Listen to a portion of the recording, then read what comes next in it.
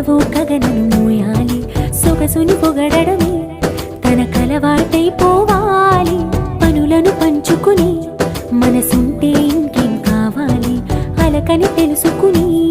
అందంగా బతిమాలాలి కోరికేదైనా గాని తీర్చి తీరాలని అతన్ని చూడడానికి